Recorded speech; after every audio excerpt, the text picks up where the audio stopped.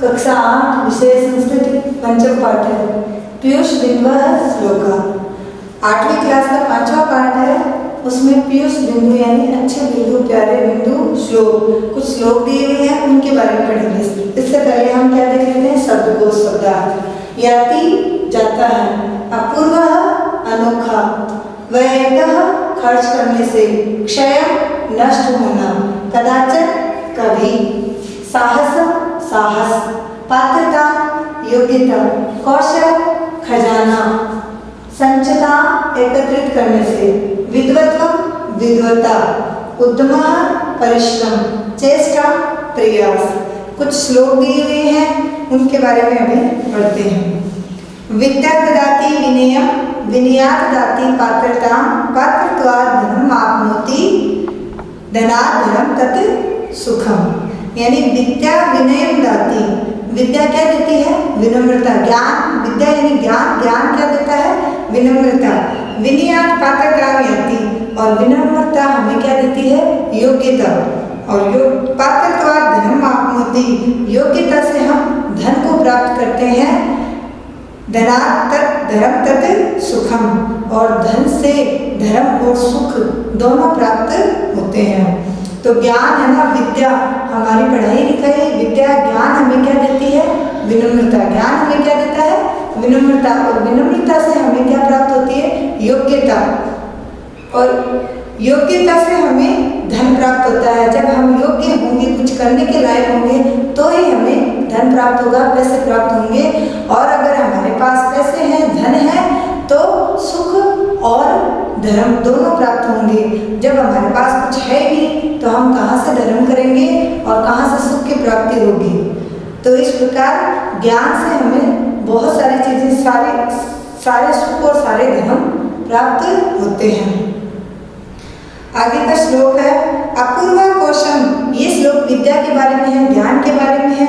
अपूर्व को अपि कोशो अयम विद्यते तव भारती, वयत वृद्धि मायाति, क्षय मायाति संचयात्। यानी अपूर्व भारती तव अयम कोश, कै अपि अपूर्व विद्यते। यानी हे सरस्वती देवी, हे वीणा की देवी, हे विद्या की देवी, यह तुम्हारा कैसा अपूर्व धन है। विद्या है वो कैसा अपूर्व धन है, जो व्यय करने पर, व्ययत वर्धति आयाति, व्यय करने पर यानी खर्च करने पर बढ़ता है, और संचय करने पर यानी इकट्ठा करने पर घटता है। तो देखिए कि सरस्वती माँ का ये जो विद्या है, ज्ञान है, यह कैसा धन है। बाकी धन जो होते हैं, पैसे वगैरह होते हैं, उनको हम खर्च करते हैं तो खत्म होते हैं, लेकिन विद्या ऐसा धन है, विद्या ऐसा धन है जिसे हम जितना बांटेंगे, जितना लोगों को बताएंगे, जितना ज्ञान हम देंगे, उतना ही ज्ञान बढ़ेगा। अगर हम ज्ञानवान हैं, हमें पता है, हम किसी को शिक्षित नहीं कर रहे हैं, हम किसी को नहीं बता रहे हैं, तो वो ज्ञान हमारा धीरे धीरे भूलकर नष्ट हो जाएगा। इसलिए विद्या रूपी धन को हम जितना खर्च करेंगे उतना बढ़ेगा, और जितना इकट्ठा करेंगे, जितना बंद करके रखेंगे, उसको उतना ही खत्म होगा, क्षय हो जाएगा। इसलिए विद्या को क्या माना गया है, अपूर्व धन। ज्ञान को क्या माना गया, अनोखा धन माना गया है, जो कोई हमसे छीन नहीं सकता। आगे देखिए, विद्वान और राजा की तुलना की गई है आगे वाले श्लोक में, कि विद्वान और राजा की कभी तुलना नहीं करनी चाहिए। विद्वत्वं च नृपत्वं च नेव तुल्यं कदाचन, स्वदेश पूजते राजा, विद्वान सर्वत्र पूजते। विद्वत्वं च नृपत्वं नेव तुल्यं कदाचन, स्वदेश पूजते राजा, विद्वान सर्वत्र पूजते। तो कहने का मतलब ये है, विद्वत्वं च नृपत्वं च कदाचन तुल्यं न एव भवत्। यानी विद्वत्व, विद्वान, और नृपत्व, राजा, विद्वान और राजा की कभी तुलना नहीं करनी चाहिए। राजा क्या होता है, अपने पूरे देश का अधिकारी होता है, अपने पूरे देश का सबसे बड़ा इंसान होता है, प्रमुख होता है, पूरा देश उसी के अंडर में काम करता है।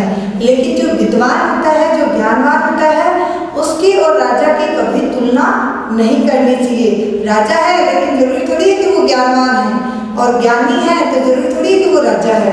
राजा और विद्वान की कभी भी तुलना नहीं करनी चाहिए। क्यों? क्योंकि स्वदेश पूजते राजा, क्योंकि राजा तो अपने देश में ही पूजा जाता है। अपनी जगह की जितनी जगह उसके जितने देश उसके अंडर में आते हैं, उसके पास होते हैं, उन्हीं में राजा को पूजा जाता है। लेकिन जो विद्वान होता है वो सभी जगह सर्वत्र सब जगह पूजा जाता है। तो राजा और विद्वान की कभी तुलना नहीं करनी चाहिए, दोनों को कभी बराबर नहीं आंकना चाहिए, क्योंकि राजा तो अपने देश में पूजा जाता है और विद्वान सभी जगह पूजा जाता है। उद्मः साहसं धैर्यं शक्ति विद्या पराक्रमः। उद्मः साहसं धैर्यं शक्ति है विद्या पराक्रमः। एते षट् यत्र तिष्ठन्ति तत्र देवता सहायकः है।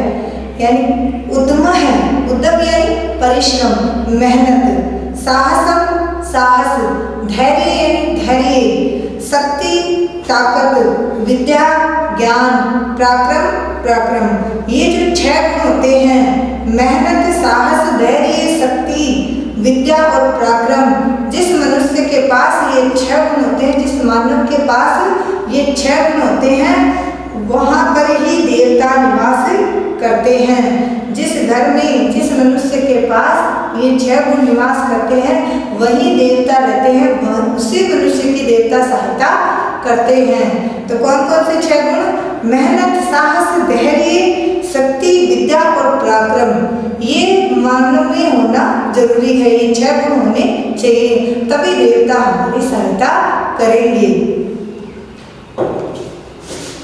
नहीं तो हम मेहनत नहीं करेंगे, धैर्य नहीं रखेंगे, हमें साहस नहीं होगा, शक्ति नहीं होगी, ज्ञान नहीं होगा, पराक्रम नहीं होगा, तो क्या भगवान के आगे हाथ जोड़ के बैठ जाएंगे? क्या भगवान अपने आप हमारी सहायता कर देंगे? नहीं, क्योंकि हमें जब कुछ करना है, कुछ ठाना है, तो उसके लिए हमें मेहनत करनी ही पड़ेगी, धैर्य रखना ही पड़ेगा। तो इस प्रकार ये जो 6 गुण है वो जिसके पास होंगे उसी की देवता सहायता करेंगे।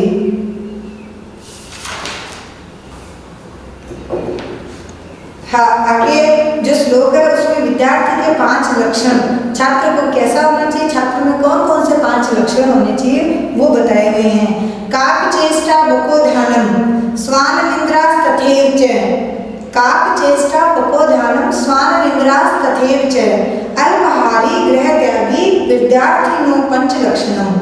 स्वान निद्रा, काक चेष्टा बको ध्यानम स्वान निद्रा।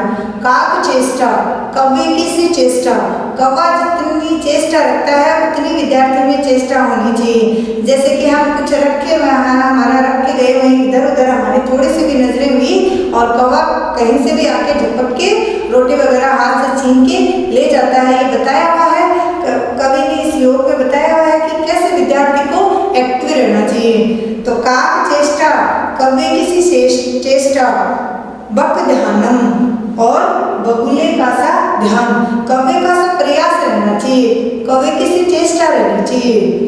कौवा जितना मतलब कि ध्यान रखता है कि कोई इधर उधर हुए और मैं अपना खाना ले जाऊं, वैसी चेष्टा होनी चाहिए, कौवे का सा ध्यान होना चाहिए। बको ध्यानम और बुगले का सा ध्यान होना चाहिए, कौवे का सा प्रयास होना चाहिए और बुगले का सा ध्यान होना चाहिए। बुगला है वो तालाब में एक पैर पे खड़ा रहता है, एक टक होके, पलक भी नहीं झपकता, ऐसे खड़ा हो जाता है जैसे कि वो बिल्कुल भी हिले डुले नहीं कुछ भी। तो मछलियों को लगता है कि यहाँ पे कुछ नहीं है, लेकिन बुगले का ध्यान ऐसा रहता है कि मछली जैसे ही आने लगती है वैसे ही उसको झपक के उठा लेता है। तो ध्यान कैसा होना चाहिए? बुगले का सा। जब हमें छात्र को चाहिए कि अध्यापक जब पढ़ा रहा हो तब जितना अध्यापक बोल रहा है वो उसी समय ग्रहण कर ले, और इसलिए क्लास में क्या रहना चाहिए? एक्टिव रहना चाहिए। ध्यान कैसा होना चाहिए? बुगले का सा। स्वान निद्रास तथैव च, स्वान यानी कुत्ता, कुत्ते की सी नींद होनी चाहिए, कुत्ते की सी नींद होनी चाहिए। कुत्ता थोड़ी सी आवाज करते ही जाग जाता है, तो नींद कैसे होनी चाहिए? कुत्ते की सी। यानी विद्यार्थी में आलस नहीं होना चाहिए और विद्यार्थी को ज्यादा नहीं सोना चाहिए। अल्पहारी यानी कम खाना, खाना क्या कम भोजन के कम करना चाहिए, खाना कम खाना चाहिए विद्यार्थी को। गृह त्यागी और घर का त्याग करना चाहिए। विद्यार्थियों पंच लक्षण काक चेष्टा कवे किसी चेष्टा बको ध्यानम बुगले का सा ध्यान तथा एव स्वान निद्रा और स्वान की सी निद्रा यानी कुत्ते की सी नींद अल्पाहारी कम खाना और गृह त्यागी ये विद्यार्थी के 5 लक्षण होने चाहिए। आगे देखो दिया हुआ है रूप यौवन संपन्ना विशाल कुल संभवा रूप यौवन संपन्ना विशाल कुल संभवा विद्याहीना न शोभते निर्गंधा इव किंशुका यानी रूप यौवन संपन्ना यानी रूप और जवानी से यानी सुंदरता और जवानी से संपन्न हो विशाल कुल संभवा यानी बड़े से बड़े कुल में जन्मा हुआ हो विद्याहीना न शोभते लेकिन अगर ज्ञान नहीं है शिक्षित नहीं है विद्याहीन है तो वह शोभित नहीं होता वह अच्छा नहीं लगता। किसकी तरह निर्गंधा इव किंशुका किंशुक के फूल जैसे कि किंशुक का फूल बिना सुगंध के बिना गंध के अच्छा नहीं लगता।